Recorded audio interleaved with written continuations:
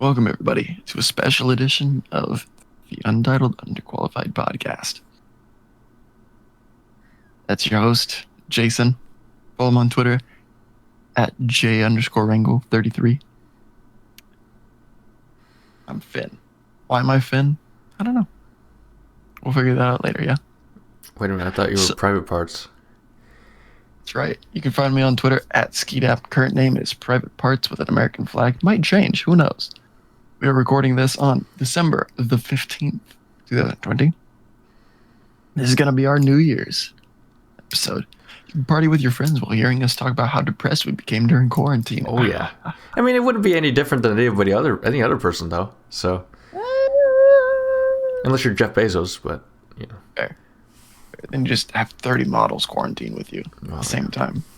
And getting richer at the same time, too. So, tonight we're just going to be going back over our 2020. Jason and I actually didn't reconnect until October. Yeah, it was October. Sometime in October. It was crazy. There was a Twitter follow that happened. The reconnection started sometime in, I think, July or August, earlier, or somewhere in there, because Ethan, our mutual friend Ethan, tagged me in one of your tweets. You updated your profile picture. Yes, it was like September. Was it September? I remember being back in the Quad Cities, so like it had to have been before August, and I don't think it was October, so I think it was before August. Okay. But so I was like, oh, what did Ethan tag me in? And I looked at it, I'm like, oh man, Finn has a Twitter? I didn't know that. I'm gonna follow him. And so that's where that happened about. And then it wasn't. And then I saw that Jason had a Twitter, and I was like, oh, I'm gonna follow him. And then I turned on notifications. And you noticed that how boring I am on Twitter. He tweets about soccer more than he tweets about getting into fights with people. Oh yeah, I'm a shell. I'm an innocent boy. I'm an innocent boy. He tweeted something about having a panic attack. And I DM'd him. I was like, yo, dude, if you ever want to talk, like, I'm here. You know, I'm here for you. And then we started texting again, and things just kind of snowballed from there. And now he gets to deal with me multiple times a week. So unfortunate for him. I agree. Let's get some F's in the chat for our boy over here.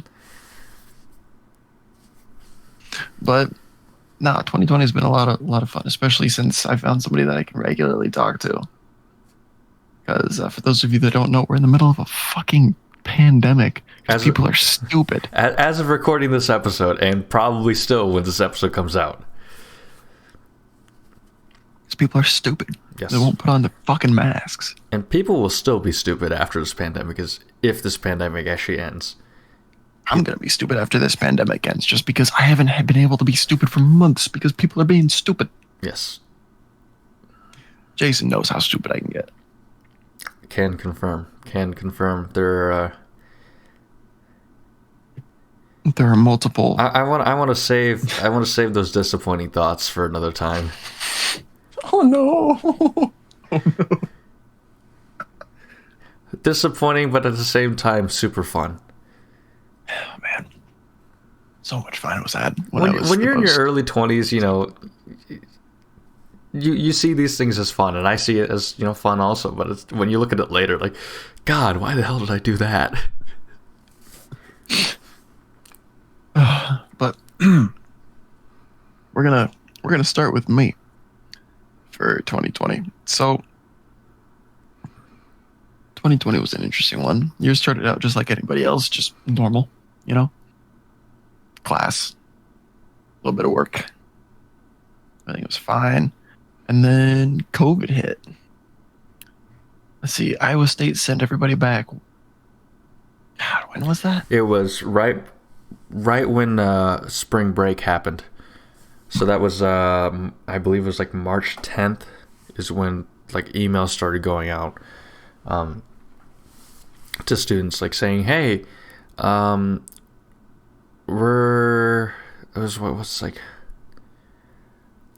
it was like, don't come back for 2 weeks, I think is what they said. Don't come back to the university for 2 weeks. Everything's going to be online for 2 weeks. And then I think sometime during the break, they decided, no, just the remainder of the semester is going to be all online. I feel bad for the people that had stayed. Because Because there were people that had stayed, Yeah. despite the university telling them not to. But it's like, where are some of these people going to go? Mm-hmm. Specifically the international students. The international students had a very, very rough time figuring out what to do. Because, they couldn't go home. They literally could not go home. And some of them weren't able to come back this year. That's another thing, too. Entirely because our government decided to limit, for whatever reason, the amount of international students that could come in. Yeah, due to COVID. And I'm like... The ruling was that international students on visas had to, in order to be able to keep their visa, needed to be enrolled in at least one on-campus class. It had to be an on-campus class. Federally, it was they had to be a full-time student on campus. Okay, that's what it was. And they were allowed to take one online class, just like normal. And it took a long time for the federal government to actually turn around and be like, okay, so whatever the university is doing is what you're allowed to do. But I believe that they did not include universities that were entirely online on that one. So if you were an international student and you didn't have any on-campus courses, you were fucked. I know a guy, an international student from India that goes to Texas Tech. First of all, I gave him a ton of shit when we smoked his ass in football. But like, he said that he was really struggling to figure out what he was going to do. I was like, man, I feel bad, like genuinely feel bad for you. But yeah, 2020 started out pretty normal. Everybody gets sent home. I'm chilling at home. I start working as much as I can. Start working for a local school district as a parasub. And then suddenly COVID stops that too. It was end of March. It was only like 2 weeks. I'd gotten a sweet ass gig at a level 3 behavioral program where I was getting full-time hours, 40 hours a week, getting paid like $13.50 an hour. And they shut that down in 2 weeks. And I was like, pop. I did get MANT trained though, which was sick, which meant that I got paid like 50 cents more an hour. Now I make $14.14 working there full-time as an official employee. So yeah, during the summer, I didn't have a lot to do. My gym closed down until like the beginning of July. So I didn't really have a lot to do. I was keeping as active as I could with landscaping, though. I'd be out from probably 3 o'clock in the afternoon to 9, 10 o'clock at night, every night, working. Pretty much full day. And that was it. That was like genuinely it. I would study as much as I could to keep up with, things. I would work. I would watch a lot of Counter-Strike tournaments because, oh man, I'm at home. I can just watch Counter-Strike tournaments during the day. That's sick. And then year starts back up. I start an internship from, what was it? It was like 4 to 8 every morning. Jeez. So about 4 hours a day. 4 to 8 every morning. I was a personal trainer at a facility. Wasn't making a whole lot because I had a 70% cut that I had to give to the facility because it was an internship. Yeah, working full time for the school district as a level 3 payer. Super fun. Love all of those kids. And then every evening work, I would landscape. just the normal stuff for me, pretty much. Turned 21 this year. That was pretty sick. Did it in the middle of quarantine. Didn't have my first officially legal beer until the day after my birthday. Woke up, day of my birthday, and Dad goes, "You have a beer yet?" No, Dad. No, I haven't. Oh, okay. Get a bowl of cereal, go sit down. You put beer in your cereal? No, Dad, it's Cocoa Puffs. I put milk in there. All right. My dad sounds nothing like that, by the way. I didn't think he would. But, yeah, this year was not a very eventful year for me in terms of real like things that I did. It was more so eventful for me in terms of a lot of people that I looked up to ended up passing away for various reasons. Everybody knows Alex Trebek died. It sucks. Music artist that I really enjoyed, I.O. died. It really sucks. Things like that tend to hit me pretty hard. And then the biggest thing was the program director for the program that I work at ended up passing away. And at the time that he passed away, I was actually a substitute there. I was filling in for him because he had to have multiple heart surgeries due to complications after failing a stress test. For those of you that don't know, stress tests are incredibly hard to fail. You have to be very, very unhealthy to fail a stress test. But he was pre-diabetic. He was very overweight. I remember we'd been joking around in a group chat because I had given a 15-minute long demonstration to the kids that day on how to wash their hands. It was only 15 minutes because I kept goofing around the whole time. Gotta keep their attention, gotta keep them interested. And then, we were joking around like, oh man, maybe I should be the classroom teacher. I'm already better than the current classroom teacher, just joking. And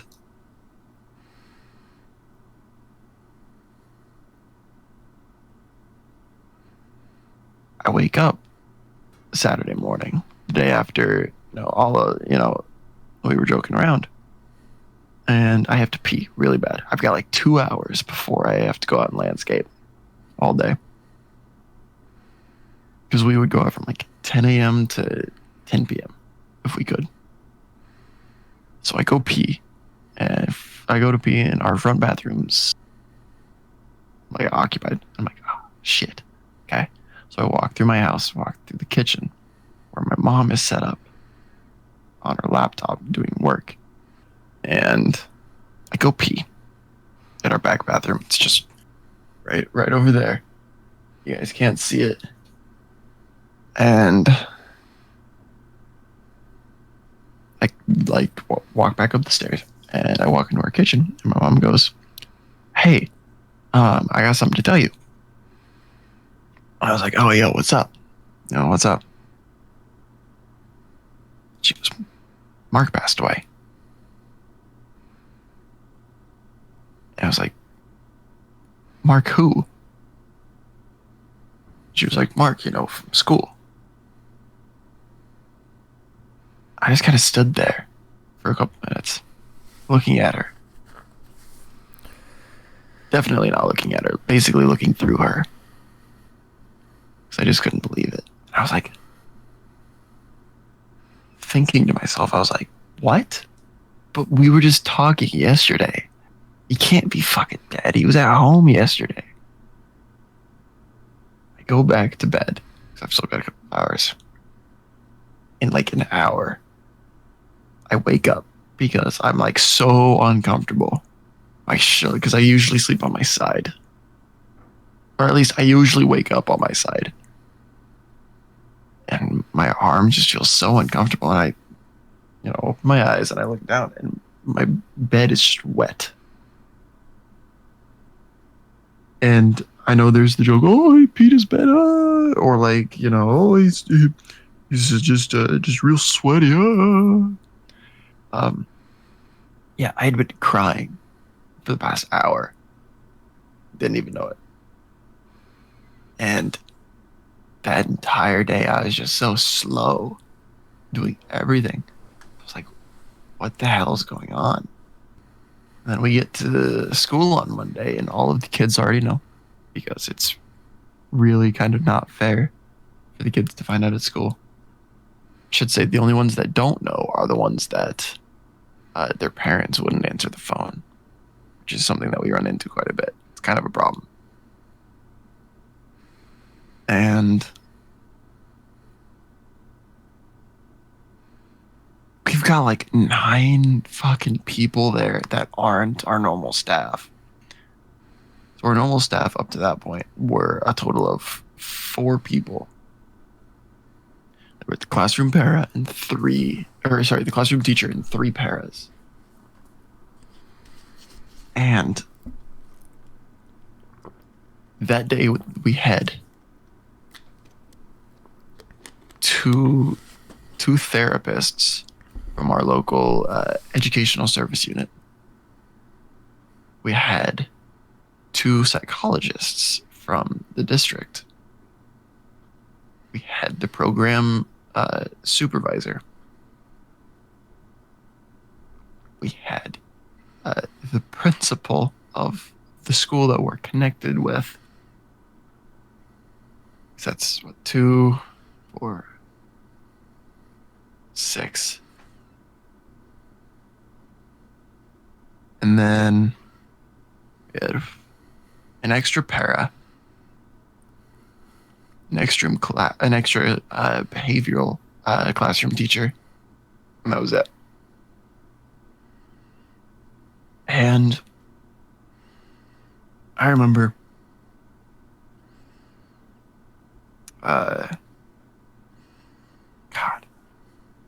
I remember at one point we were sitting there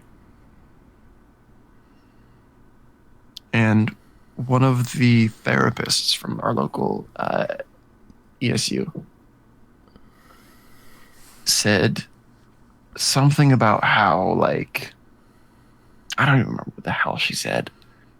Something talking about like how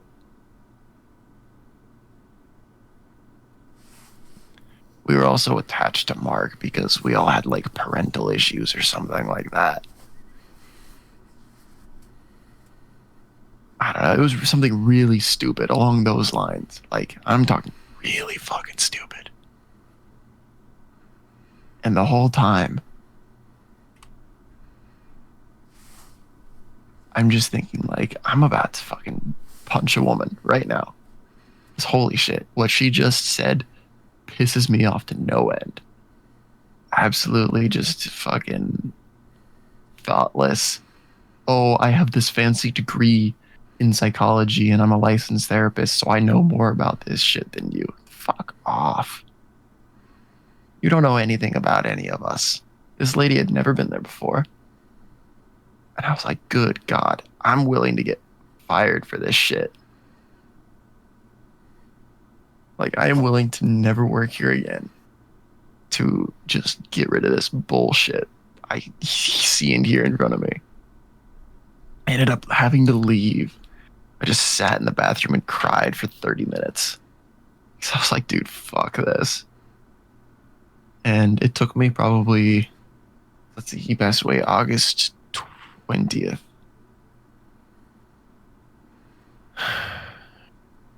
It took me until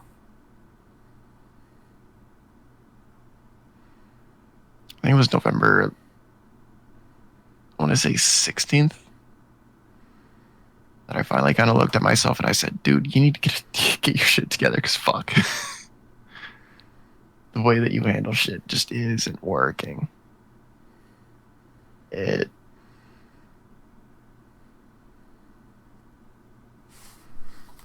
it kind of made me realize that I need to look a lot more at myself, at my mental health. And I need to take it a lot more seriously because I take mental health very seriously. I just don't take mine very seriously at all.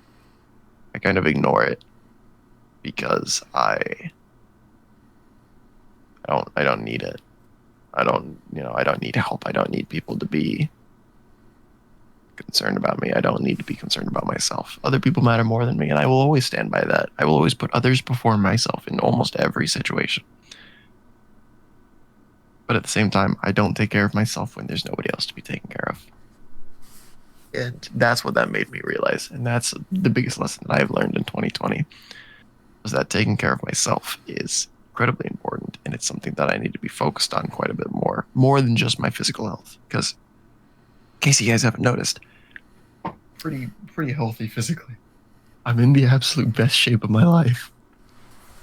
I'm at like 14% body fat, 190 pounds. That's pretty damn solid. I don't know. Mental health is something that's super important, especially after this year.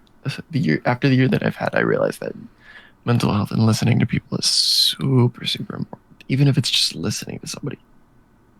Just listening.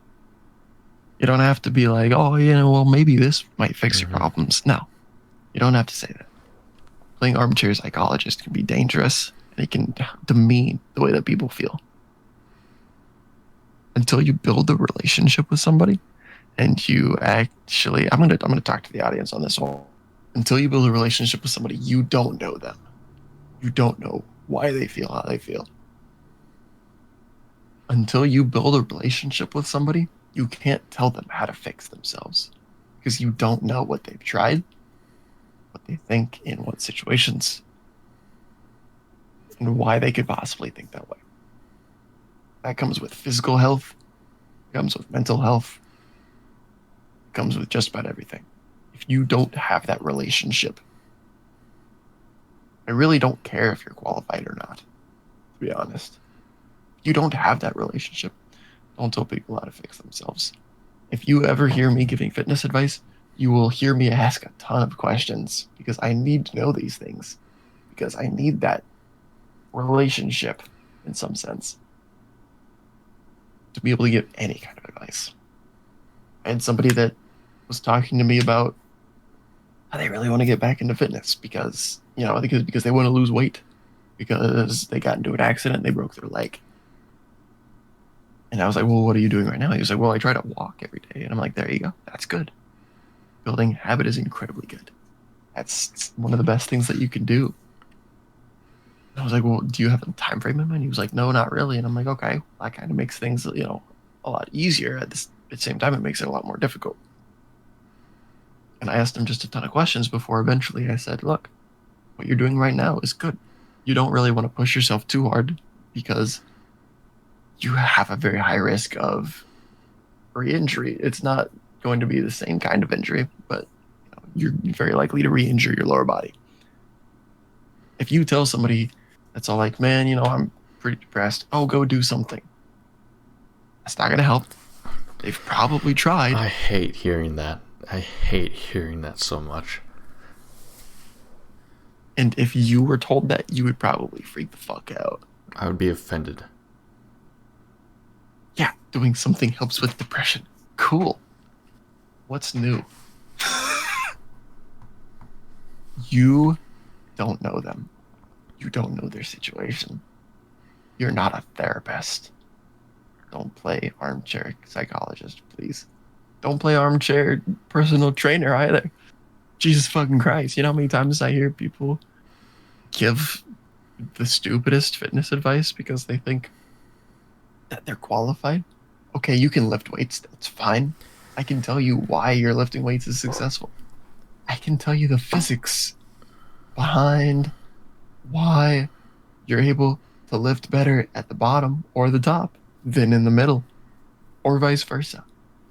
Basically, what I'm trying to say is you need to build relationships, everybody, because talking to people is much, much more important than talking at people. That's what 2020 has taught me. It's taught me that I need to care about myself a lot more. It's taught me that relationships are quite a bit more important than being heard. Because I can talk till I'm blue in the face. But if I don't have people that watch me, it's not going to mean shit. So yeah, that's my 2020. But 2020 was also good. And here's some kind of general things that happened in 2020 for those of you that aren't fully aware of things that more so would have affected Jason and I's lives. Iowa State sucked at basketball, both at the beginning and the end of 2020. Yeah. Former Iowa State alum Taylor Horton Tucker. Horton. Why did I think it was Horner? Maybe we're thinking Horner Schifrin? I don't know. I was thinking, it was probably because I was thinking Talon. So I was like, oh yeah, there's... We call him THT. Yeah, THT, former Iowa State alum. Well, I don't think alum, but I think the former Iowa State player won an NBA title. Not only that, he played and scored in the NBA Finals and did it with the best player of all time, LeBron James. Mm-hmm. I'm not saying greatest player. Everybody, all two of you that are all like, oh, Michael Jordan, calm the fuck down. All right? LeBron would stomp Jordan. No ifs, ands, or buts. Okay? What was it? Tyrese Halliburton, player for Iowa State, got drafted number 12 in the draft by the Sacramento Kings. I was so pissed when the New York Knicks did not take him. I've gone over it so many times. It's not even fucking funny. That's what you get for being a Knicks fan, though. You gotta expect disappointment in the draft. Yeah. God, they were like, yeah, we're just gonna take 2 forwards in the first round. There's something about New York teams that just... No, Brooklyn's good. I forget about Brooklyn. Because Brooklyn will forever be New Jersey for me. They will be New Jersey. New York, to be fair, I see them winning 30 games this season. The Knicks or the Nets? The Nets. The Knicks win 15. Maybe 20. Maybe. Yeah, maybe. That's a maybe. Soft ass maybe. We have a point guard that will regularly go 4 for 14. He's putting up fucking Jordan Bohannon numbers every week. There it is again. There it is. He's putting up Jordan Bohannon numbers, except he doesn't have Luka Garza to actually carry him. Like, for real. Don't forget about Wieskamp. Or a Wieskamp. He has nobody to carry him. He's like, if Jordan Bohannon was playing one-on-one against somebody that was actually good, so like Tyrese Halliburton, that's what Frank Ntilikina is like. And every time we get a player that's like, oh yeah, I'm dedicated to helping the Knicks succeed, like Enes Kanter, the Knicks are like, we're going to trade you away for peanuts. And I don't mean like shitty players or like little bit of cash. No, I mean literal peanuts. They'd be like, we want a peanut butter and jelly sandwich with the crust cut off. And then the other thing would be like, best we can do is just a mayo sandwich with the crust on it. And the Knicks would be like, you know what? That sounds like a good deal to me. We were highballing you anyway. The special trade deals deserve the Uncrustables. Like, every time. What else happened? As of recording this episode, I have not gone to Dallas for the Big 12 championship yet, which means Iowa State is currently the 6th best team in the country, second most efficient offense in the country, literally decimal points behind Clemson, and Hawks mad. For the first time in the Big 12 conference history, Iowa State is competing for a championship. A conference championship. Not only that, we have a chance to make the playoff. Yes, that is very true. And everybody's like, oh, it's impossible. Probably. It's probably not going to happen. No, I don't see it happening at all. There is the possibility. Oh, it's impossible. Ohio State's not going to lose. What if they do? What if they do lose? What if Clemson loses? It's all of that. All of that has to happen. And Iowa State has to win. If Iowa State wins and either Clemson or Ohio State loses, Iowa State jumps Texas A&M and makes it into the playoff. And Reese Davis has to make a Reese Davis, he has to make a vouch for Iowa State. Then they'll make it in. Reese Davis is mad, very mad, at Iowa State because we lost to Louisiana at the very beginning of the year. Number 19 Louisiana. They're a good team, by the way, but that's a really bad game to lose. They're a good team. They're a good team, but you shouldn't lose to them. But they're a good team. Don't lose. But the reality is they're a good team, but don't lose to them. Yeah. I feel like the fan base needs to just make shirts that say, "But the reality is, they're a good team," because that's exactly what Reese Davis said. If I remember correctly, he said, "But the reality is," so he's, "But the reality is." Yeah. What else happened this year? Trump lost the election. Good. Any Trump supporters out there? Sorry. He was not a good president. Oh, but Biden's so much worse. Biden hasn't been president yet. Sorry. We can't say that. Plus, the president has very little power. The issue is that our current president has abused all of his power. Every little bit of it that he's got. He's pardoned multiple people that have been convicted of federal crimes, including treason. He's looking to probably pardon himself for crimes that haven't been found. Don't think that Obama did that. I could see that actually happening. Him saying like on January 19th or 20th, because I think is it the 21st? I'm pardoned, guys. Fuck off. Is it the 21st or 20th when they're inaugurated? I don't remember. 21st. So I could see on January 21st at like 8 a.m. He's like, "I'm still president. I'm pardoned." Ha. He's like, "I am pardoning myself for any future crimes that I may or may not commit." Not a fan of Trump, especially his COVID response. His COVID response was abysmal. For those of you that don't know, I voted for Kanye West in the last election with Sean Carter as his vice president. Now, before you get mad, hear him out. Hear him out.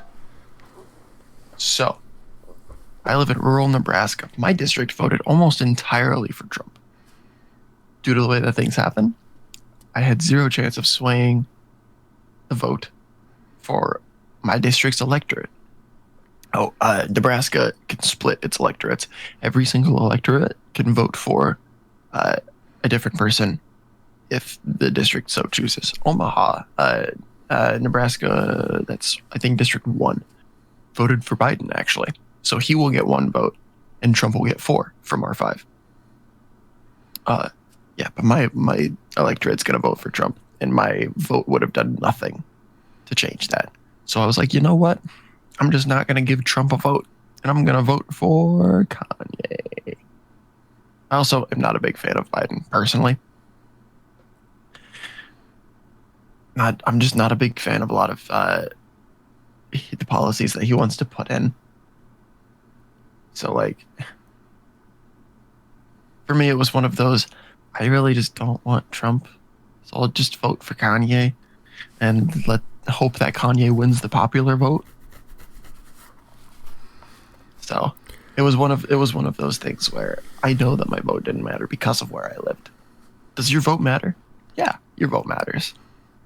Unless you live in a rural area, in which case, if you don't vote for the Republican candidate, your vote doesn't matter. Sorry, folks.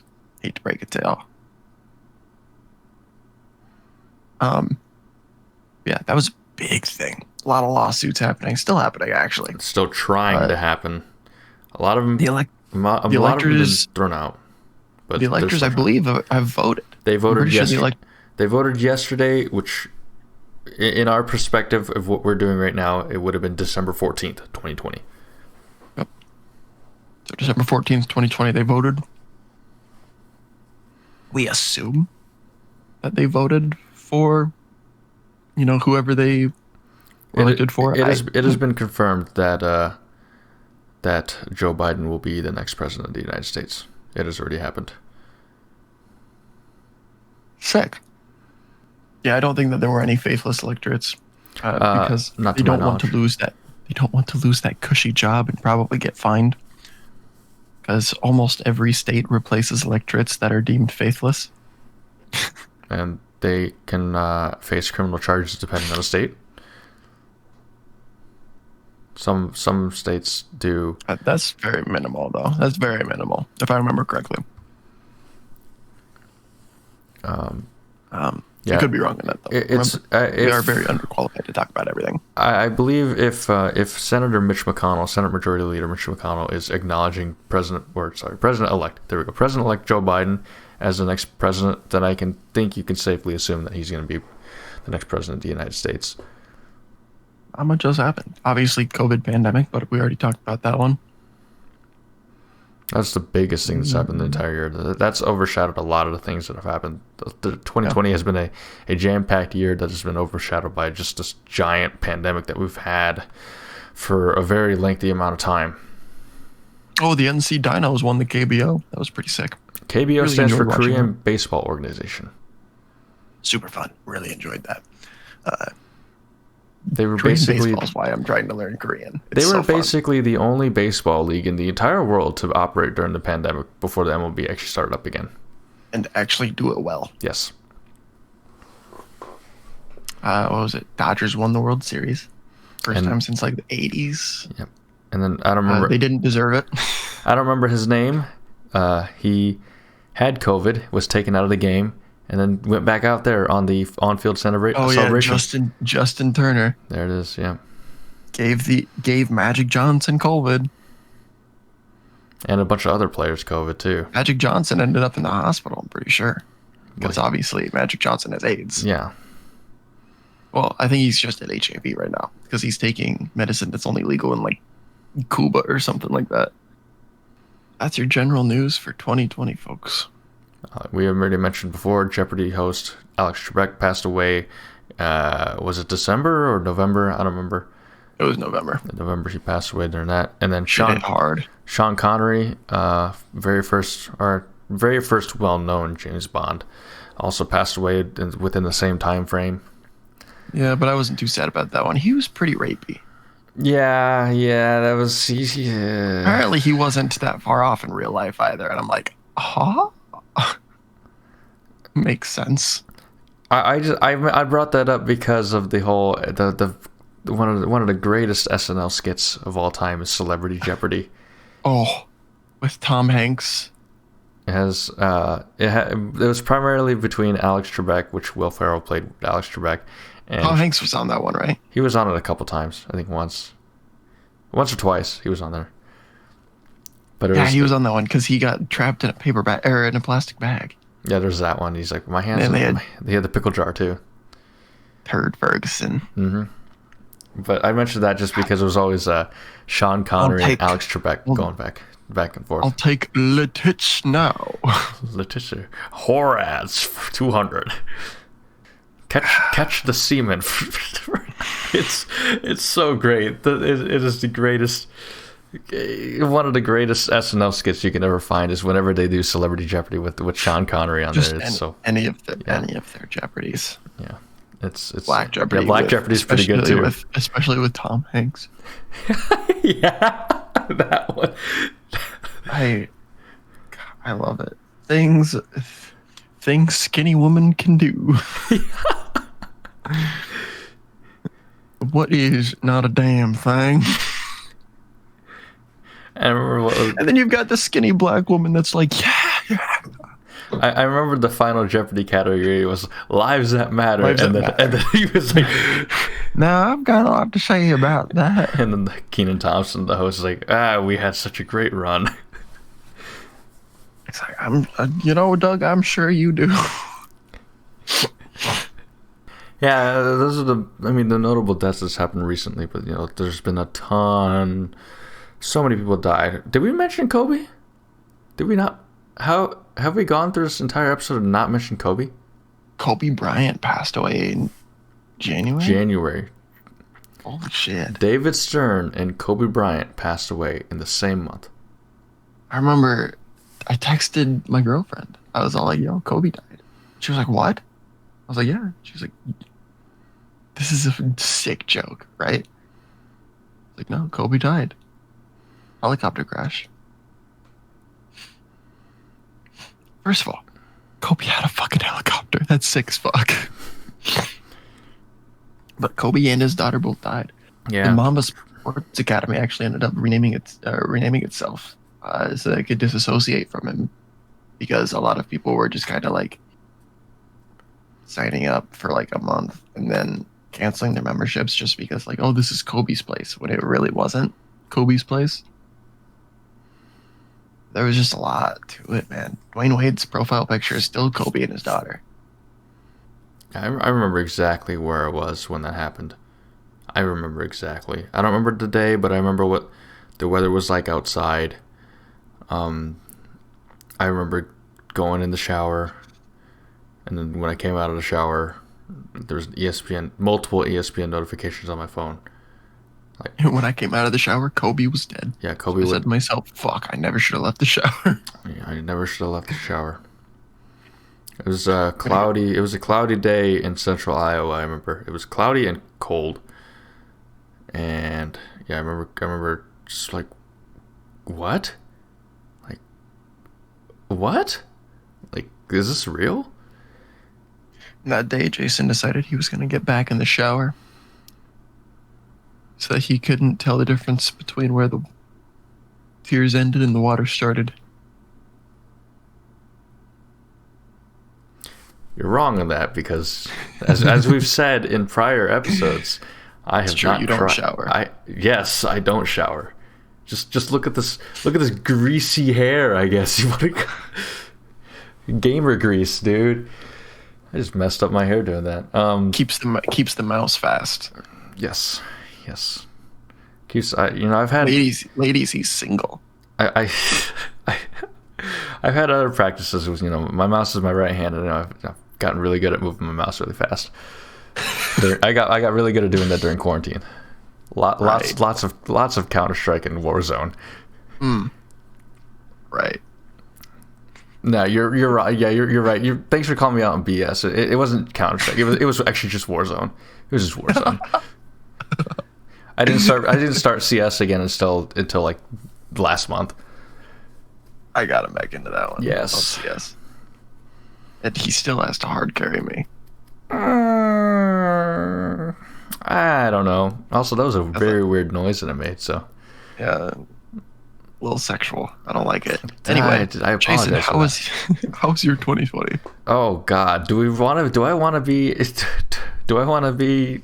Here's the thing. Like, if I'm honest, this is where I mute my mic, get a blanket, and some popcorn, and and some ice cream, probably a tub of ice cream. If I be 100% honest, like, I can actually, I can actually have a story. If I'm not 100% honest, if I'm like only, let's see, 3 months of the year is 25% honest, then it's, kind of boring. But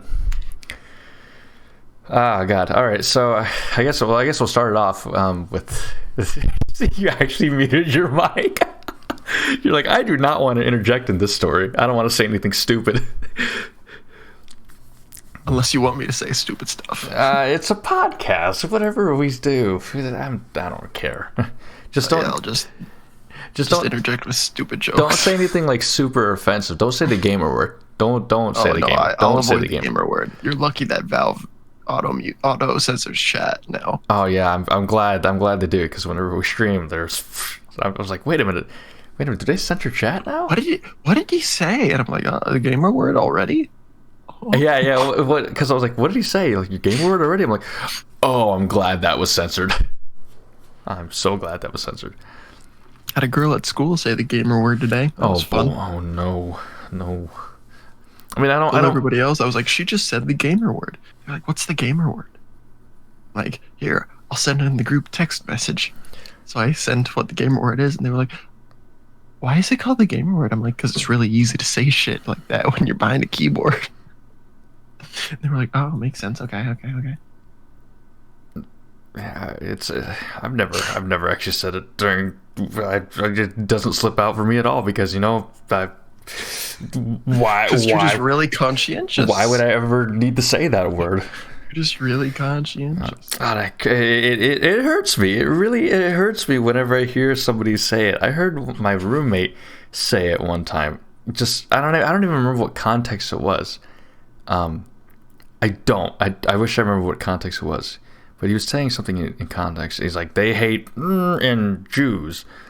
And I'm like, I was like, oh God, like, don't ever say that ever again, please. I never want to hear you say that ever again.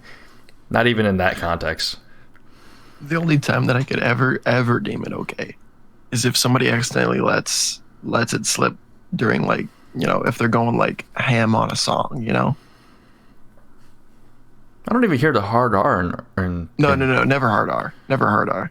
But, like, you know, if somebody says it, like, you know, they're going hard on a song and they accidentally let it slip, I'm like, you know, I usually don't think anything of it because I'm like, you know, whatever. They're not, you know, they're just, you know, going hard. You know, they're just vibing, dude. It's not like they're saying it like, you know, in passing or anything. But the only time it's ever okay to say the gamer word with a hard R is definitely when reading a book. That's it. For historical context. Like, you know, if you're reading something and it says it, okay. But you gotta have a reason to read it too. Yeah. If you're reading like Huckleberry Finn or like To Kill a Mockingbird, that's fine. A good example is Quentin Tarantino's Django Unchained. Or Pulp Fiction. That was... I'm pretty sure he just put himself in the movie because he wanted to say the N-word. It might be. It might be. But also, that's an artistic thing, in my opinion. Putting that in there is definitely an artistic thing, which I respect quite a bit. Not for Django. For Django Unchained, it was more historical context. It was a lot of historical context, yeah. But at the same time, it's also a very artistic thing to keep that historical context. Yes, I agree there. Whereas, like, for Pulp Fiction, it was very much an artistic thing. I think to like show just the level of like how pissed off this guy was. Mm-hmm. So I mean, it's like makes sense in that kind of context, you know. Art's never going to please everybody. No. Never. Speaking of art, let's hear this story. Oh boy! So we're gonna start off with I remember there's this. Maybe I'll edit this photo in, but there's this photo that I took and I posted to my Snapchat story of me on December. Just a slide transition from the corner, right in just like a PowerPoint, right in the middle of the screen. It's gonna be like the DVD logo between us. It's in between us. It's gonna be like the DVD logo, like the screen. It's just gonna go like all. I'm just gonna bounce on the screen, just kind of like when it hits the corner. Just go, ah!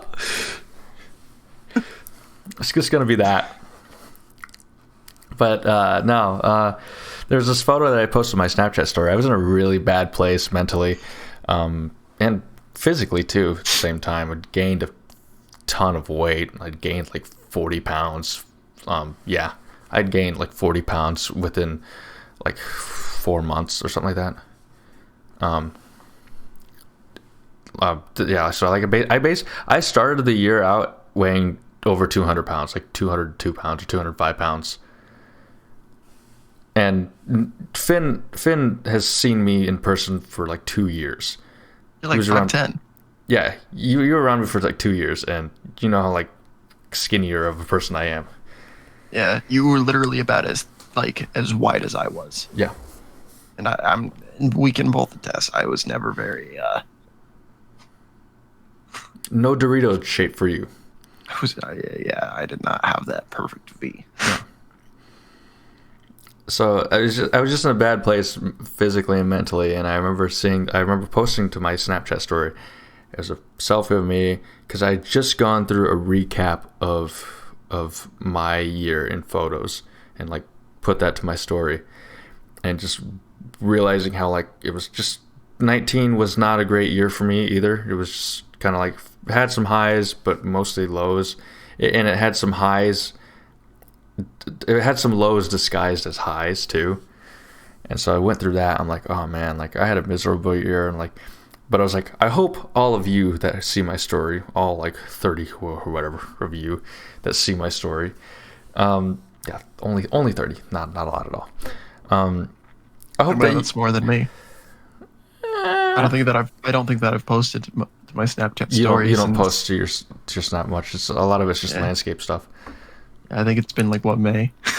It's been a very long time, but yeah, there's that. So I was like, I'm ready to hop into another miserable year. I'm hoping that you guys all have a great year, though.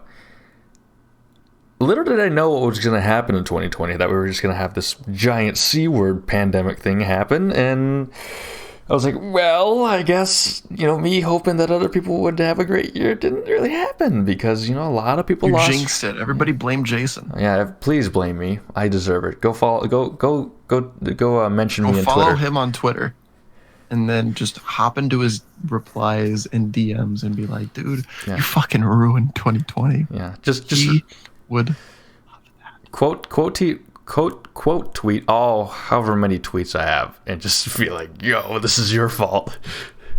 Like this is the dude. This is quote tweet and subtweet me as much as you can. Just do whatever you need to do. It's actually his kink. He has a humiliation fetish. God, people are gonna watch this episode and they're gonna be like, man, Finn, you're such a fucking asshole. Just constantly interrupting a story when he listened to yours.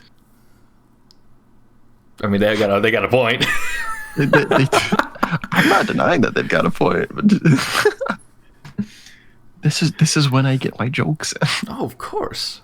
Just when other people are talking. You gotta like, that's just what you live for this on Twitter. This is exactly what you do on Twitter also. Yeah. No, I'll like tweet like some serious stuff, and then when other people tweet serious stuff, I'm like, dude, here's a fucking meme. Yeah. He will wake up. He will wake up in the morning and just mention somebody probably before he even gets out of bed. Yeah. Mm-hmm. Yeah. I'll be laying in bed and I'll be like, I'm gonna mention this asshole. Yeah. And then he gets all of his burner buddies to come after me. It's really fun. If you ever see him, he's a Bears fan, which is unfortunate. There's a funny message that one of my roommates that I was rooming with earlier in the year. He's like, like Lazard may play for the Packers today. Montgomery did well, but Bears just poo-poo all around. It's just the words. I don't know why it made me laugh so much. He's like, just poo-poo all around. Like, okay. But all right. So I guess let's roll it back. Let's run it back where we were. That was so bad. It was funny. What? The poo-poo? Bears made poo-poo. I don't know why I laughed so hard at it. I probably because I just wasn't expecting it, and probably because I wasn't expecting it to come from him. Like just saying, Bears just poo-poo all around. Like, okay. I think maybe just the immaturity factor of it also maybe kind of got to me, because I can be serious when I need to be, but I'm also like a child at heart. So I'm either like, I use the saying like, I'm either 12 years old or 69 years old. And judging by that age range, you could tell that I'm more lean towards the 12-year-old. But can confirm. I am still 12. I am 12. It's okay. You're a very tall 12-year-old. It's gonna be like bench warmers. Like I need his birth certificate. I am 12. So, man, I don't even know if I want to finish the story, because you gotta get back in that mindset of just in that story. Just depends. It's also like 11:36 at night. We've been going for almost an hour. So I don't know. Should I continue the story or not? Oh yeah, continue the story. Continue the story. All right. So I shall continue this lengthy story that's probably going to be lengthy. So when the new year hit, I was just numb, just really numb about everything, because My 19 didn't really end too well. Both mentally, physically, and academically didn't end well at all. And my job at the time was beating my ass. Like, it was just my job was a very good reason as to why I gained a lot of that weight. It's because I was just working all the time, but it wasn't like this physical job. It was a management job. It was a management job that was kicking my ass, due to the changes that had occurred during my last semester there with them. So I was like, I spent basically the entirety of January just working on music, because I used to be a musician. I still don't. It still feels weird for me to identify as a musician, because I don't really go out and play anymore. I kind of just create. But I had this idea of creating this musical film kind of thing, and it wasn't like the musical film that's like, oh, a song and dance, you gotta go there and dance, whoo, or whatever. It was this basically a string of music videos put together. Oh, so it's Interstellar 5555. Basically something like that, yeah.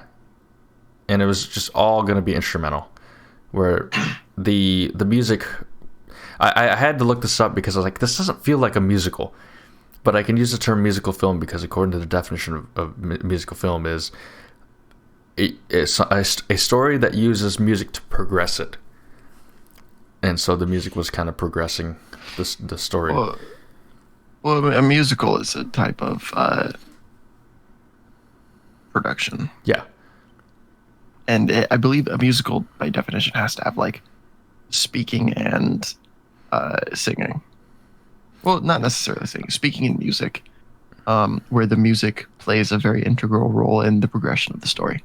Yeah, I'm not sure if that's like, I don't know if I would have called it a musical, but I would have called it a musical film, because there's a difference between a musical and a musical film. But a musical can be a musical film.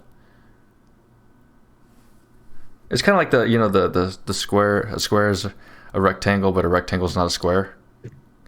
It's like that thing. But yeah, I decided I was going to work on something super creative, something that I clearly was not qualified to do at all. I had never done any production size of thing. I had never created a lengthy, long piece of art. I've only done like a few compositions that were like 3 to 5 minutes long, but never an hour and a half worth of music. And I was doing it all by myself. I had created the concept. I initially had people working on it, but my lack of communication to them, because I was kind of afraid to talk about it with them. I was afraid to I was afraid to tackle my concepts and everything that I was doing. It felt weird. It just felt weird for me to be working on a film and an album to accompany the film. So I had a videographer and an editor, but just kind of gradually just went away because they got busy, and I just kind of stopped communicating with them. And I had an actor to help out too, but they, again, same thing. They got busy, and I kind of just didn't really communicate with them. The reason this all fell apart was my fault. It was completely my fault and just not being clear with communication. But I was basically working on that every single day in January, and even like up until like the first week of February. I was working on music at like late at night, like probably 10 o'clock. And I always had two things with me whenever I was creating music. I would sit in a dark room. I would basically lock myself in my room. I had a candle lit, 3 wick candles from Bath and Body Works. I gotta plug them, I guess. I'm a candles guy. I really like candles. Do I have the guy for you? Candles, but I had that, and I always had some sort of alcoholic beverage with me. So that was for basically on a daily basis at night. I had a candle lit, an alcoholic beverage, and I was sitting at my computer creating and writing music. There's so many. I started, and there are all these demos. I do eventually kind of want to like publish or however you want to release it. I don't know what the term would be, because it's not like I'm not really an artist that's signed to a record or whatever. They're like, oh, like buy my mixtape, my mixtape's dropping on or whatever. I'm not like one of those people. I kind of want to like share, I guess, these demos that came out of them. But because it was a very, very intense period of just writing and being absolutely miserable, just absolute misery. But I was also doing the art with it too. So I was creating basically the album art. I was, going around to different places in Iowa, Illinois, St. Louis, even overseas into the United Kingdom, Florida. Actually, I didn't use anything from Florida, but just creating photos, taking photos, and like trying to see if I can create some sort of art out of it, like album art, and each song would have its own accompanying art. And then I was trying to do this film too, and it required me to go to. I got to a point where I was just like, I can't focus. I need to go to London to write, and also London was going to be a crucial part of that story too. So in early February, and nobody really knew that I was just flying to London. Not even my roommates knew where I was flying to London. It wasn't. My roommates didn't know I was in London or was flying to London until I was actually in London and like was posting to my Snapchat story. They didn't even know that I flew to Chicago. Like nobody really knew, and my family didn't know that I was flying to London. Like, and like basically really like very few people knew. I think only like a couple of my former coworkers knew that I was going to London. I was planning this trip to London. So I kind of just went on a whim kind of thing, because I was like, I need to focus and I need to figure out, I need to get a feel of the aesthetic of where I am, because I was working on this, project. And so when I got these questions of, oh, why are you in London? Why did you go to London? And I've got some questions about, why are you in my favorite place in the entire world? My default response is because I didn't want to talk about this film that I was working on, or this I'm going to call project, because it was a project. This independent project that I was working on. I didn't want to. I felt embarrassed, I guess, to share it, or felt weird about it. Felt weird talking about it. And so I said, I'm just here for vacation, and that was true. I did go there just kind of to relax, but at the same time work at the same. So I'm weird in the fact that I can never really truly relax. I always need to be doing something. And so that's what I was doing in London. Like, my excuse was, I'm just, vacationing. The truth was, I was working on a project that required me to be as miserable as possible. So I did, and this was dumb. This was really dumb for me to do. This whole project that I was working on was so dumb for me to work on. But I did it anyway because I didn't care. I just did not care about what was going to happen to me. So I was like, I flew to London to basically put myself in massive emotional pain. And I flew by myself too. Like, that's probably one of the saddest things I ever from that trip was going to a nightclub in London by myself. I remember specifically the bouncer was like, You're here by yourself? I'm like, yeah. Like, oh. Like, kind of just like lost for words, completely baffled. Like, you're not here with any friends? Like, nope, just I'm here by myself. And a DJ from Amsterdam, luckily that I met there, he put me on his special guest list and got me in the club, so that was cool. But I was just sitting in the corner of this club, like just with a drink in my hand, just kind of just soaking it all in and just trying to. And I was just thinking, like, what am I gonna do here? Like, I walked around the city of London to just get some video footage or some photos, and I did that too, and it gave me a feel of it. Unfortunately, I didn't get done what I wanted to do, and that was, I had one song left to write, or one song left to start, and that was the one that I could not figure out, and I felt would for me would be best to go to London to figure out how to write. Nothing really was solid. Like, I couldn't really figure out what I was going to write because I was just so, one, I was super jet lagged. Two, I was just in a complete numb state, and it's weird. I remember there's a period of this year, 2020, where it's like somebody's like, when you went to London, I'm like, I went to London? So there's still times where I'm like, I went to London? Like, I have to be reminded that I went to London because like sometimes I forget. Just because it was just that it was crunching into one. I was crunching it. I was trying to get all these things done in a very short time. I was trying to get it done by the end of March. And so basically when I came back, I was like, you know what? I'm tired of working on this. So I kind of stopped working on it. And then March came. I was just like going out to the bars like weekly, just drinking. I was a mess. I was a mess, just drinking. And I remember it came to the point where it was like the last day of the semester, or before spring break, and I'd gone out to the bar. We knew COVID was a thing. It was kind of becoming more prevalent, but we didn't understand the severity of it because it was in the U.S. at the time, but nothing. We didn't really think anything of it. It was, what we had thought was that it was just the flu. We found out later that it was not just the flu at all. So I remember how that was. Hold on. 98% survival rate. Oh. I can't breathe with a mask on. Oh yeah. Oh, sorry. We got to cut our holes in our masks to breathe. Wait, no, you got to wear it like this. Or wear it on your neck.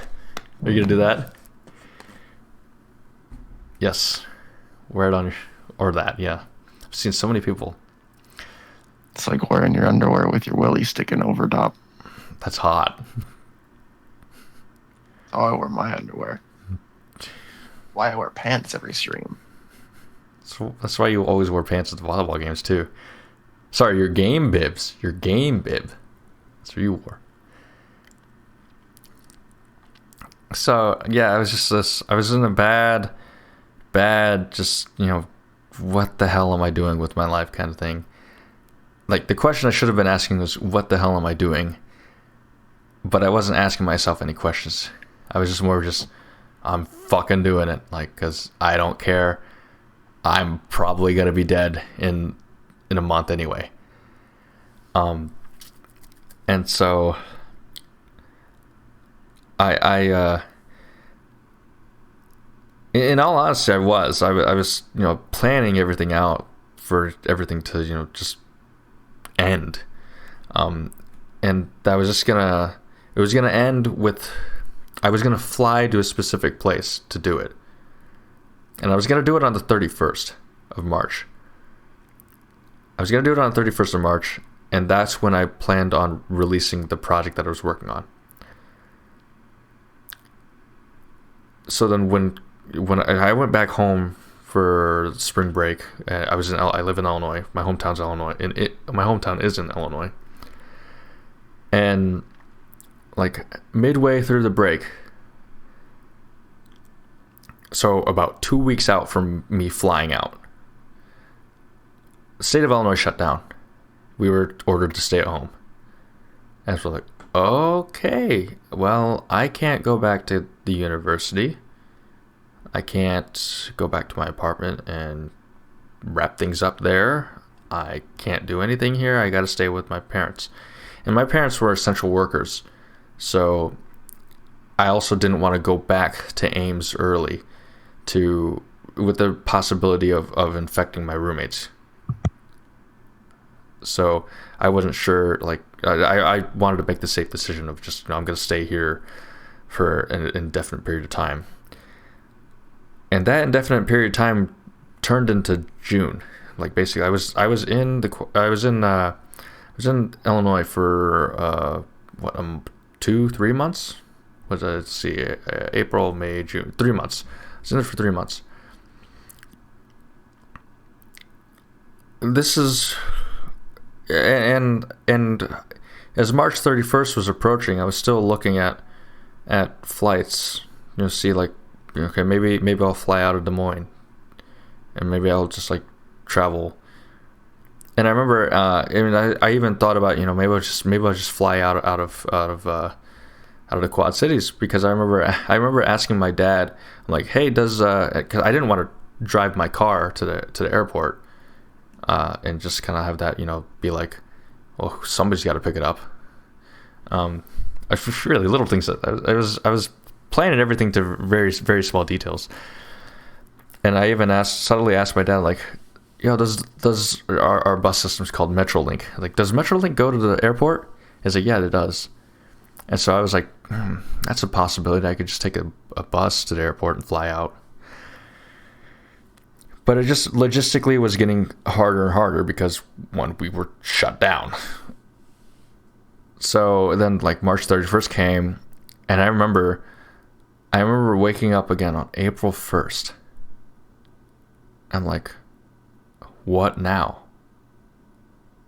What now? Because everything that I'd been planning for months has all fallen apart. And so there's very, very strong limbo period between April and June where I was like, I wouldn't be able to tell you anything from those months. I don't remember a damn thing. I don't remember what I did. I don't remember what happened. I don't know. I was disassociating super hard earlier in the year. It's amazing that I can remember, January through March, and even then I don't remember everything that I did. Like, there are still days that are just blank, and that I don't remember. That's how bad I was. That's how bad of a state I was, where I was just, your mind just stopped working. Like, really just is done. Like, just done, stopped working. You don't remember. There were days where I'm like, I don't even know what I did this morning. Like I just don't. I don't know at all. So I there was this during that time period, I'm like, you know what, I'm gonna enroll in a summer course.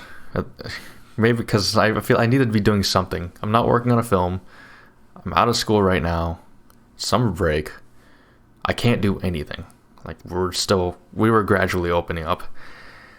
And that's when, when things started easing up in Illinois, but at the same time, I was like, nobody in my family, my parents hadn't really gotten the virus yet. I think I'm safe to go back to Ames. And so I just randomly left one day. I just left a note for my parents. I'm like, needed to go back to Ames. That's all it was. It was just needed to go back to Ames. Still was a mess. I wasn't communicating really with anybody. It wasn't just like, I should have been communicating with these things with, like, hey, I'm coming home, or hey, I'm going back to Ames to do this, or whatever that. It was just, no, I would just leave notes, or I just left a note. But then I guess things started kind of turning. Things started rolling for me again. Like, I was back in school, even though I wasn't, I did super well during the semester, or during the summer. I did very, very well. But it was just, a lot of it I don't remember either, because I was like staying up until 4 a.m. My sleep schedule has just been rough. Like I couldn't really sleep at night. I just started developing sort of insomnia or whatever, or like I just couldn't sleep at night at all. Or like I there were many times that I would stay up until like 7 a.m. Like, I would just be up all night, all morning, just 7 a.m. Sometimes even as late as noon. I remember one day I did like sleep at noon one time, and I stayed up that entire time just because I couldn't sleep. Just couldn't get my mind to rest or whatever. So there's that. Like, the summer was a little bit weird. I don't know what happened. But all of a sudden something just clicked. Something clicked in early August, or not even early August, mid-August. And I by that time I was not eating at all. Like, I was just I had lost a ton of weight. One, because I couldn't go to the gym. Two, I just wasn't eating. I just stopped eating or was like, I think I was only eating about like a can, or not even a can, more like a handful or a couple of handfuls of peanuts every day, like mixed nuts and trail mix like every day. That was what I was eating. I didn't want to eat anything more. And then there was a time an article came out that year that I discovered, or I was notified, not discovered. I discovered it by somebody notifying me about it, that this article came out, and it was not the happiest of articles to read, and quite frankly, really, really scared me. Didn't know how I felt about it. Didn't know what to think about it. You never really expect to be written about, I guess. So somebody as my stature, or I guess my reputation, and I'm not very well known, like at all. I only have like 20 followers on Twitter. So No, you've got like 30 something. no, I really don't. Go check. You can check it right now. As of December. I'm checking right now. As of 11:57 p.m. on December 15th, 2020. I hate to say this, but I have definitely been picking fights on Twitter while you've been talking. I figured you were, because my story is not the most entertaining, to be honest.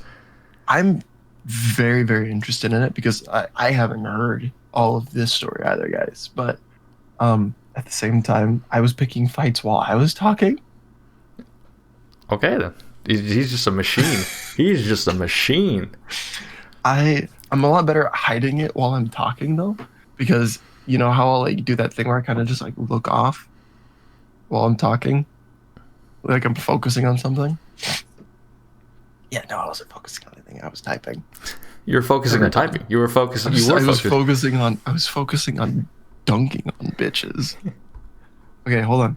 We're gonna find it because you're one of my more recent followers. It's like 22, maybe 24. I don't know. Nah, maybe not even. You've got to be in the 30s. I am not in the 30s. Jason.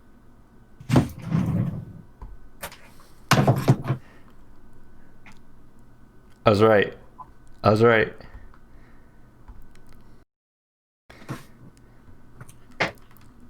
24.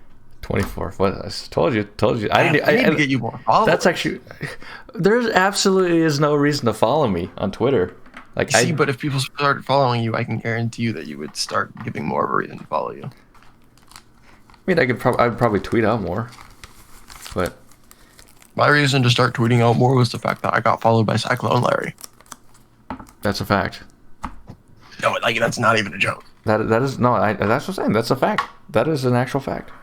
Cyclone Larry followed me almost a year ago at this point. Rest in peace, the original Cyclone Larry account. Yeah. And rest in peace, the second iteration of Cyclone Larry. He's on Psy Guy Larry. He's third iteration. Even better than that, Casey Smith saw his fucking tweet. Casey Smith and I have beef. Casey Smith, if you're willing to come on my podcast and explain to me why the SEC is just so much better than everybody else, I'd love to hear it. Because you know why? But you're too big. You're a verified whammon in sports, so you're not going to come on my lowly podcast. Wait, hold on. Did you say whammon? Yeah. I don't know if anybody can like hear what's going on because I'm like kind of like putting away I'm putting away a hard drive because my backup put your zipper up or something. My backup finished on my laptop, so like fine. After over 24 hours, that finished. So I was like fixing that, trying to put that back in the box. But yeah, I thought I heard whammon, and I'm like, what is? Because one of my friends is like whammon, like okay. Like, I didn't know that's a meme. I gotta get back in this meme culture, I guess, because I'm a fucking boomer. I just say whammon instead of women usually. Yeah, I usually say woman. Whammon is woman or women. Her and I, we have an inside joke. Like this is my respect whammon juice. It's just water. I don't remember how it came about. It was something about like I was just drinking water or something like that, and they're like like, you respect women? Jason, you're so respectful to women. I don't remember how it went, but I'm like, I respect women. And she's like, you respect women? I'm like, yeah, I respect women. I drink water. That's what I said. That's what I said. And she's like, how drunk were you? I was sober. I was completely sober. I don't know why. Maybe that's why it was such a bad joke. So now we have an inside joke. Her and I have an inside joke about, I got my respect whammon juice. I don't know. It was also like super late at night. It was like past 2 a.m. I'm like, I respect whammon juice. I was like, I respect whammon. I drink water. That was my statement. I don't know why, but so yeah, that was respect whammon. All you guys respect whammon too. I'm begging you to respect whammon. Respect whammon as much as... Unless they have really shitty sports takes, in which case, dumpster them on fucking Twitter. Please. Good night, everybody. We're done. We are over. We're done. We're done forever. Goodbye. We will not be back in 2021 after that. If they have really shitty sports takes, dumpster them on Twitter. But never go for the person. Always attack the take and never the person. I always get like kind of baffled that people attack the Twitch channel. Some people on every time. Yeah, it's like, oh, I'm sure you have lots of, or I'm sure that you are a great Twitch streamer and have lots of fans. And I'm like, it's not my channel. Yeah. Should I just hop in there and just hop in the reply to say it's actually not his channel? Dude, that guy. Oh, I was so pissed yesterday, dude. It's all like, why are you waking up at 8:15 in the morning? Are you like, do you stream on Twitch for 6 viewers for a job? And I definitely 100%. I thought of it 15 seconds after I sent the tweet, because I replied saying like, no, my day just starts late because of the program that I work in. But I definitely should have said 6 viewers is pretty fucking generous. Thanks for your optimism, though, because that's winning. If you can come at yourself, that's winning. Oh yeah, every time. That's just what comedy is, and being able to. Nobody on Twitter makes me mad. Why does nobody on Twitter make me mad? Because for every joke that they make about me, I've got 2 more. I'm still just processing something. Nope, you're not processing anything. And you're right. My brain doesn't process things anymore. After 2020, my brain has Jason.exe has stopped responding. Jason.exe. Yeah. Would you like to terminate the program or restart it? Wait for the program to respond. Where even were we in your story? I don't remember. The article that came out. Oh right, yeah. This article came out, and I was like, damn, like they were able to put into words what I struggled to put into words. It's not the happiest article to read at all. And I've thought about, sharing it with people and addressing it, because it's a tough read. I mean, it's a tough read for me because it digs into my personal life. It digs into my personal life from another person's perspective. And that was shocking to see, just that somebody would write about me, and the fact that I just with who they were to me, I didn't ever expect them to write an article about me. I always thought they had written a couple articles about other people in their lives, but it was, and I always was in this mindset when we knew each other, like, oh, you're never gonna write an article about me anyway. I was so wrong about that. What platform is that? It was on some, I don't know what, I don't even know what it is, but it's called Vocal Media or something like that. So it's like a freelance site? Yeah, it was a freelance site that somebody had found and like asked me about it. So in other words, what I'm hearing is that me writing an article for Around the Corn would would likely have a bigger impact than this genuinely did. Considering how many followers you guys have on Around the Corn, probably. Maybe. I don't know. I don't know how journalism and just article writing works and how publishing. I mean, if it's a freelance site where people could just post articles, whereas Around the Corn is much more targeted towards a certain demographic, and so it's guaranteed to have people find it just because they're already being pushed to the media. I think they found it. The story goes is that it was linked on this person's Instagram, and then like the day, like it was only up there for like a day, and then linked in their Instagram bio, and then like one day later it was different. It was a different like it was gone. Like the article still exists. Like the article I have checked within the past 2 or 3 months. This article is still up there, but it's not linked anymore.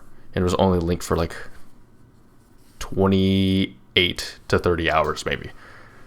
And somebody within that time frame, because they personally know this person, we kind of had mutual friends, found it and asked me about it. It was weird. Honestly, it was weird. And it was weird to read it, but that also kind of like was just like shit. Like I was just stunned. I was really just stunned that something like that happened, and I was kind of just like didn't eat, stopped. Like kind of it contributed to my lack of appetite, because like I was just constantly ruminating on this article about like just I was replaying those words, some of those sentences in my head. When you really are not in a great mental state and something like this happens, it can wear you down even further. And so when you're disassociating and ruminating on past events, and then something contributes to the rumination, it's not a great thing. It's a very troubling thing. So I remember my the lowest weight I had gotten was like 160. So I dropped 40 pounds, which, I'm proud of. I'm proud that I dropped 40 pounds. Did I do it in a healthy way? Absolutely not. Dude, that's still huge though. More than anything, you dropped weight. Was it? Yeah, like you said, it wasn't very likely a ton of healthy weight. No. But it was weight nonetheless. And if that was your goal, you reached your goal. It's better than nothing. I never really had any goals, to be honest. I was in a place. You're one of those. And I was in a place where I was like, I didn't have any goals for anything, just anything in general, like in life.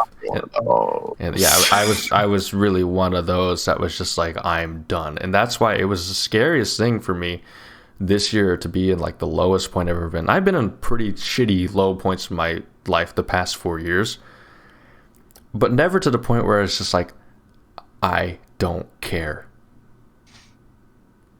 I got to the point where I was just like, I do not care, and I cannot care. I cannot fathom the energy to care, and I'm just done. And that's really what it was.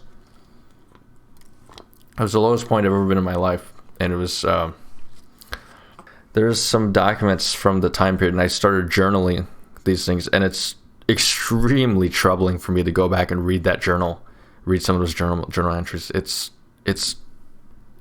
painful. It is painful to read. And any normal human being, I think, if it would read that journal, would also have difficulties comprehending what they're reading. It was bad. It was just a mess. It was a complete mess. But that's what happens when you stop caring. You completely just like shut down your mind and you're done. That's what it was for for probably like the first half of 2020, and then later on it started kind of like regrouping and getting everything back together. And it wasn't until some day in August, like there was one day in August that I didn't realize would be, but I was still in this mindset of like, I got this single apartment, I got this alcohol that I'm going to bring with me back to my apartment, and like I could just drink this as much as I want to, and like anything, because I mean I was drinking nonetheless, like in my 3-bedroom apartment every day, but it felt more freeing, I guess, to do it in your own like single bedroom apartment. But I remember just like I like the weekend hit, and I'm like, I don't really feel like drinking today. And then just more and more, just gradually throughout, like more days passed, and I'd open up my fridge, and I kind of just forgot. I kind of just started putting things in front of my alcohol, to the point where I just forgot that I had it. And when I did remember that I had it, I was like, I don't really feel like drinking. And I don't know, for me, it's a triumph to be alcohol free for, actually, it's December 16th. I don't remember, it was either the 15th, it was either August 15th or 16th. I think it was August 15th. I had my last drink. It was maybe even the 14th. Had my last beer, and I have not had a single alcoholic drink since then. So 120 days already, plus or minus 2.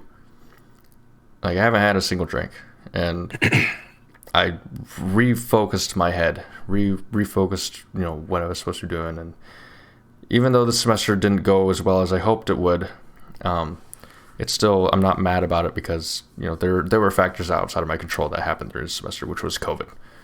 Sure. COVID semester really screwed things up, and screwed up the learning process for an engineering student who's used to being in labs, when you don't have that hands-on experience, and also when you have professors that don't really tell you what's going on, or you don't have any assignments get graded back. I can't blame myself for that stuff, for not really knowing, for going into an exam not knowing what I did wrong, or what I had been doing wrong. But so I refocused everything,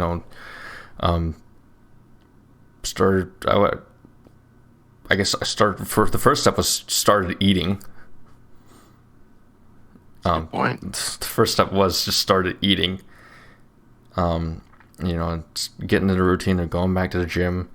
My sleep schedule got back into place where I was sleeping at midnight, and then waking up at 7 o'clock in the morning. So I wasn't actually staying up until 5 every single day, and waking up at noon. Right. And I don't know, just I don't know what it is. I don't know. Like, if anybody's listening or watching this right now and it's like asking me, how did you do it? Don't ask me for advice, because I really don't know how I did it. I don't know. I really wouldn't be able to tell you. Just all of a sudden, something just clicked in me. Like, basically just, dude, get your shit together kind of thing.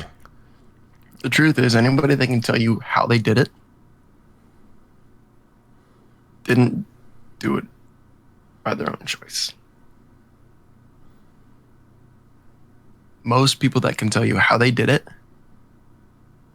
had something outside of them that almost, not necessarily always did, but almost always forced them to do it. I've got a guest lined up for, I don't know exactly when. It's a pretty soft timeline on when he'll be on. That has a pretty good story that he said that he'd be willing to share. And so, I mean, it's something to be wary of, I think. So I've talked to a lot of people about, how did you do it? Almost all of them have said to me, well, I really didn't. I kind of had to. I was just kind of forced to. Or, or the ones that just kind of did do it, all of them are like, I don't know. I just kind of did it. It just kind of worked. Kind of like what you just said. And I think the difference, there's a really weird difference between now and the past 4 years. In the past 4 years, I had been in some low points, but I pretty much basically sprung back up. But I think it was this false narrative I had for myself, or that I was that I was better. In reality, it was just temporarily better. And I think I was only doing that because I felt like I had a reputation and an image to protect. That I had to be better. One, because I'm a male and identify as a male. I identify as a cisgendered male. Yeah, so you're taught to be tough. And I just didn't want it. You can't have anything wrong with you. You're No. sad? No, fuck off. No. You're not sad. Well, I remember there's this one YouTube video of like the difference between men and women is like, oh, you're like, you're sad, go fuck yourself kind of thing. You be a man kind of whatever. But yeah, so I don't know. I also felt like I had this like image of myself to protect because people didn't know, like there was something happened in my freshman year of college that really shit hit the fan, and it's weird. It's weird for me to think about this, but it's true that last year during my brother's wedding, basically we were sitting in the hotel room, basically after his wedding. We're sitting in a hotel room, and I don't remember, my plus one at the time, who was my girlfriend at the time, we were talking about something, and I don't remember what it was, but it happened to be with something from my freshman year brought up, and then my brother, who rarely talks about anything personal, he's like stone-faced, super, he's your typical like, I'm a man, like just doesn't show any emotion, comes out and says, Jason, I feel bad for you because the stuff that you experienced your freshman year will always stick with you, and it wasn't fair. And I was just like, one, he still remembers it. I'm sad that he still remembers it because it was a very unfortunate time for a lot of people in my life that got dragged into an ugly situation that they really didn't deserve to be dragged into. And to this day, I still don't talk about what happened because it's a difficult. It's just, one, I still don't really know. I never really got any answers, and two, it's just a really traumatic thing for me to relive. But there was that, and two, that he he understands. Like he understands that there are some things from them that really stick with me. And he understands that it was severe. What you went through was. He said. I hate myself for not exactly remembering what he said, what his exact words were. But it was something along the lines of, that happened to you and that's going to stick with you for the rest of your life. You can't really downplay that. And it's unfortunate that this really affected your future. This affects how you live your life. This affects how you are going to live your life and how you will continue to live your life. It was very meaningful to hear that because he understood, but at the same time it was super shocking. Like, this guy doesn't say anything. Like, he doesn't talk anything personal. He doesn't talk about his own life. He doesn't talk about his wife's life. Like, I didn't even know when the wedding was until a few months before, and I was his best man. Like, so I didn't even get those details, but to him to come out and just say that stuff was just like, damn. And he's right. He's right. So I had this reputation of just, trying to basically be a good person and not just be a good person, that's the wrong term to use there. Be okay and have the perception of that I'm fine. That, nothing's wrong, everything like that, and I'm okay. And that negatively affected me throughout those three years in between, the 3 years in between my freshman year and now, 3, 4, however many years it is now. I don't know how many years, maybe 4. I really don't know. I've been in college for 45 years. I might be in college for 45 years. I'm a sophomore as of last semester. I've been in college for 45 years and I have 6 credits to my name. That's not true, by the way. That's not true. Yeah, he has 8 credits. I have 8 credits, yeah. I have 8 credits. And I've been in college for 4, so I have 8 credits. It's rather unfortunate, that you went through what you did your freshman year, and you've told me what you went through your freshman year. You might not remember that you did. I really don't. Yeah, that was. God, we hadn't even known each other all that long. Just through half a volleyball season, and then a couple games into basketball season. Were we sitting in seasons? Were we sitting in seasons? Yeah. Okay, I think I remember this conversation now. Yeah, we were sitting in seasons, and then we went to your dorm and we played Rocket League against the Pots because we suck at Rocket League. We are ass at Rocket League. Holy shit.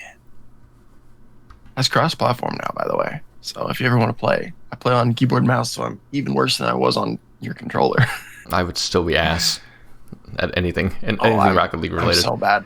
I'm a bronze player at best. I would be. I'd be wood. Wood.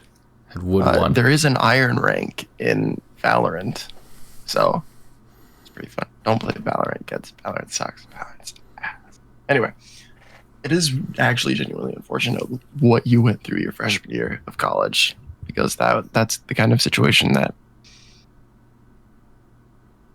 you put yourself through, and that's the worst part, because you definitely are the kind of person that would understand that you put yourself through a situation. Maybe it wasn't a purposeful, I want to go through this, obviously, it would be like being homeless. Nobody wants to be fucking homeless. It's not something you purposely put yourself through. It's just something that you put yourself into. And that's almost always the hardest part to, understand, is that I can't be mad at this because I did this to myself. And if I'm mad at myself, then what am I accomplishing in life? Because, and granted, I should put the disclaimer, all of what I'm saying is definitely my view, my opinion on it. And your opinion, your view could be wildly different, and that's perfectly fine. If it ain't broke, don't fix it, right? But any situation that you put yourself into, you can't be mad. Because if you're mad at yourself and you stay mad at yourself, you're not accomplishing anything. All you're doing is you're just holding yourself back. Because then you become scared.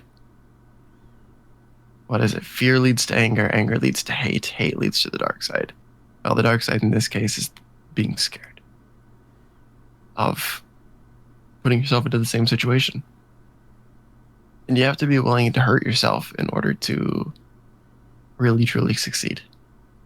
You're not going to find your soulmate the first try.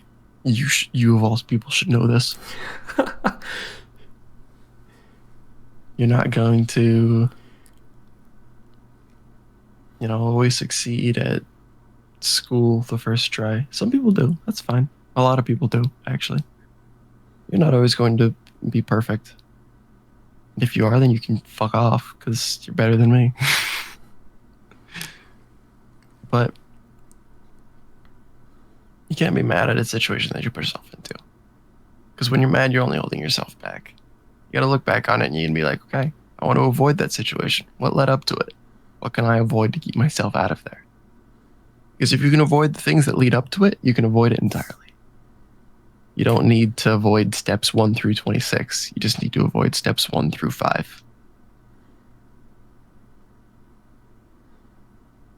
And that's almost the hardest part, is knowing I did this to myself. This was such a traumatic, harrowing experience. Yet, I can do nothing but look back on it.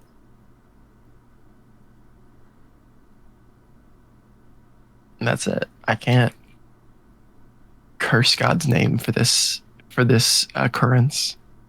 I can't sit there and be like, oh, it was the government. I can't, you look back on it and you're like, I fucked up. And because I fucked up, I went through one of the worst experiences of my life. Now, there are some really bad experiences that you put yourself into that I wouldn't call fuck ups.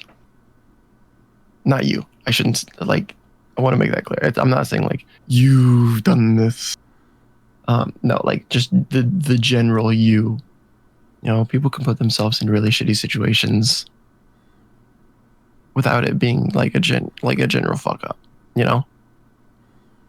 Like, if you get into a relationship and that relationship turns out to be toxic, well, maybe it's your first. Maybe you don't know how to get out of that kind of relationship. Maybe you just don't. You know? That's not really a fuck up. That's something that you genuinely don't know. And there's a lot of situations where if you don't know, you don't know. If I asked you right now where the greater trochanter of the humerus is, could you tell me? It's in your body. Close enough. I win. Gold star. That's one of those things where if you don't know, you don't know. And with social situations, it's the same. If you're in a relationship and it turns out that the person's just a piece of shit, super toxic, maybe they're not abusing you. I'm not going to say they're abusing you because it's pretty easy to see, my significant other hits me a lot and leaves good marks. I need to leave them. That's pretty easy to see. It's a lot more complicated than that, but we're not going to get into that situation. But it could be they just say mean things about you a lot. Anytime, they always want you to support them, but then when you ask them to support you, it's like, oh, I'm busy. Okay. Small things like that can eventually lead to a one-sided relationship where one person gets burnt out. They don't understand why they're no longer happy. And the other person gets mad that the other person's not happy, and then the relationship gets worse. That's not a fuck up. You just don't know what's going on. And that can be one of the most traumatic experiences of people's lives. We don't know what's going on there, But those kinds of situations, the ones that are similar to the one that you went through, and the one that you went through very specifically, are some of the worst to go through. Because what are you going to do other than try and learn from it? But why would you, the more you look back on it, the more it can hurt. It's never a guarantee about that, And so, it's just, I definitely agree with your brother on that point. It's very unfortunate that you had to go through all of that. Because that's something that's going to stick with you for the rest of your life. And you can't really say how it's going to affect you. But how it's going to affect you, it just kind of depends on you. Depends on the way that you choose to look at it. The way that you choose to almost believe in yourself. That sounds really corny. Hi guys, welcome to my motivation TED Talk. This is how to believe in yourself. Well, welcome to Finn's hourly talk about religion and how you can do it. Kids, you can fly. Kids, specifically between the ages of 9 and 12, you can fly. What's that guy's name? The televangelist, the famous one, is Joel. Isn't his name Joel or something like that? God, I don't even know. That's what I was trying to think. That's his name. Go up on your roof and jump. Flap your arms. You can fly. You can do anything you set your mind to. You can transform into cars. Get your friends to hop on your back and run onto the freeway. You will transform into a car. I would like to apologize to all of the families that lost children due to my words. I have since looked up the definitions of the words literally and figuratively. I just want to be clear to anybody watching this. We don't encourage your children or you to do anything that he just said. If this isn't already clear, it is satirical. And although I was not wrong in what I said, I was not correct.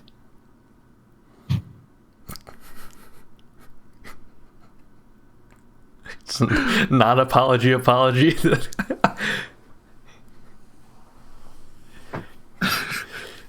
I would be the worst comedian. I'd walk on the stage and I'd think of a funny joke and I'd just be sitting there like, why aren't you guys laughing? And then I'd be looking at the crowd and I'd be like, fuck, I forgot to say it again, didn't I? Laugh with me, guys. Laugh. I couldn't be a comedian partially because like I have no like niche that I could fill, right? It's like the spoiled white kid You would be is already taken by John Mulaney. Yeah, I was gonna say Can't do that. You'd be discount John Mulaney. You kind of look like him. You kind of look like him. I mean, I hate that. I hate when people say that. Fuck. Discount John Mulaney? Hate that. I hate when people say that. I hate when people say that I look like John Mulaney or fucking Andrew Garfield. The only line that I remember from one of his shows is like, "That's my wife." That's all I know. Because it was sent as a GIF to me. And yes, I say GIF. Oh, man. Fight me. I'll fucking fight you on that. It's GIF. He's a fucking programmer, not a goddamn linguist. But John Mulaney's already got the normal preppy white kid taken, right? But then I'm from the sticks. I'm from the fucking trailer park. You know what the issue is with that? We've got the fucking blue collar comedy tour. Ron White, Larry the Cable Guy, Jeff Foxworthy, Billy Engvall. They've all got that cornered. Can't do that. And have you ever heard fucking frat guy humor? Holy shit. It's bad. What the fuck are you talking shit for? My biceps are bigger than yours. I was gonna say we needed to bring up that video. I know that's exactly what I was thinking. You see these puppies? You think I have trouble getting girls? Dude was so mad. Big mad. Dude, he was so mad. Mad. Didn't he threaten to do push-ups? I don't remember. Like, brother. Maybe I need to watch it. I will gladly rewatch that video just because of how dumb he made himself look and sound. All right, so Jason, hate to cut you off if you had any more of your story, but we've been recording for a little over, well, God, it's been over 2.5 hours now, for sure. Time. It is the next. We're closing in on 3 hours. It is the next day, so that's how long we've been recording. We're closing in on 3 hours, and likely most of this will stay in the episode, just because, why not? It's the end of the year, right? I feel like we should go out with a big one. A good episode. But this has been the Untitled Underqualified Podcast 2020. Jason, do you have anything left to add? Just continue. I don't know what the state of the world is when this episode goes out, but if it's still the same as this when we recorded this, please continue to stay safe. But I want to add into just be glad that you're still around, really. That's the smallest goal that I think anybody. I mean, again, I shouldn't be speaking for everybody, but and I'm definitely not qualified to. But that's the title of our podcast is Underqualified. Be glad that you survived this year. You made it. It's been rough. It's been a rough year. We will be back in 2021. We don't have set dates yet, but if you want to follow at Skidap Finn, he's on the right side of your screen. You can find his Twitter handle right underneath that beautiful, beautiful Cloud9 tweet. Now it's not on this anymore. Unfortunately, this tweet was out of line. Unfortunately, this tweet was unprofessional and out of line with what we stand for. The person responsible no longer works for Cloud9. Follow him for any updates because he is the primary writer for this. It's in our credits that you will see in about a few minutes. Check him out because we don't have an actual official Twitter page or Facebook or whatever for any announcements. We've kind of been doing this on our own kind of thing. So definitely follow him. Maybe me. I might tweet out some updates, but he's more active on Twitter. So I usually tag him, and that's how he knows that he has to tweet out about it. Yeah, but it's usually just a retweet or a quote tweet. I don't even think I like him. I just quote tweet him. No, you don't like him, and I'm like, fuck, what's he doing? My numbers. But with that, I would like to add Finn's anime of the week. The last one of 2020. Last one of 2020. Finn's anime of the week, last one for 2020, was probably my overall favorite. It wasn't my, like, ride or die, right? RE0 would be my ride or die currently. I absolutely adore that show. This one would be Isekai Quartet. So there are 4 big Isekai anime. Isekai anime being an anime where the protagonist, the main character, gets stuck in another world.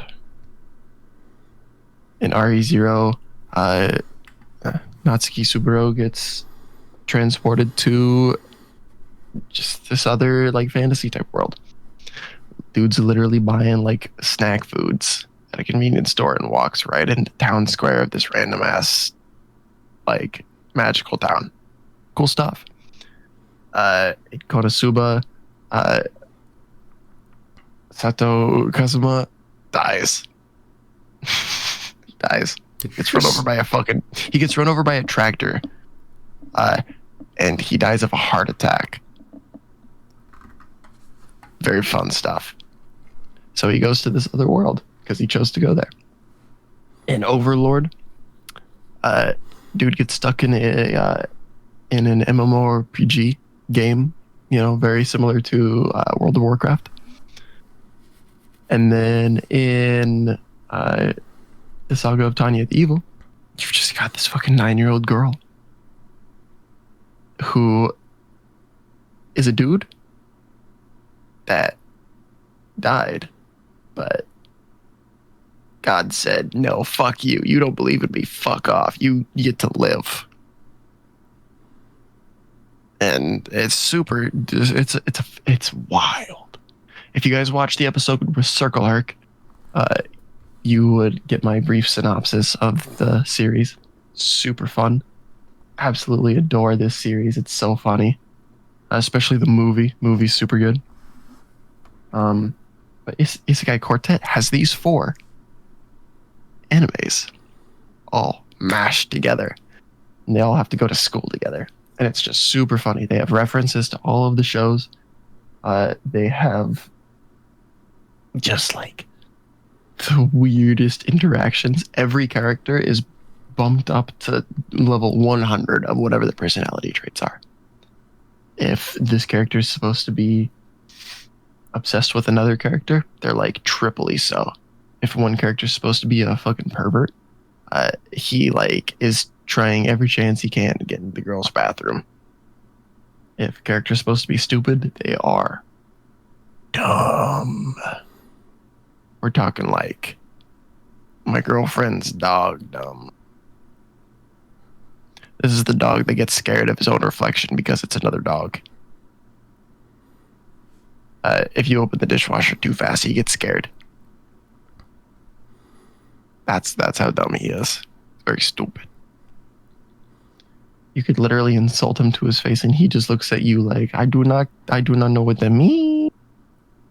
Super. Anyway, Isekai Quartet, super fun show. 2 seasons, all the episodes like 11 minutes ish, and highly recommend it. Especially if you watch those 4 Isekai animes, you'll get all of the references. You will understand how the characters really are supposed to be. Super fun. And with that, all I have left to say is stay safe, stay smart. Everybody, we really appreciate you watching throughout this year. Every single one of you, we absolutely love you. And with that, roll clones. Roll credits.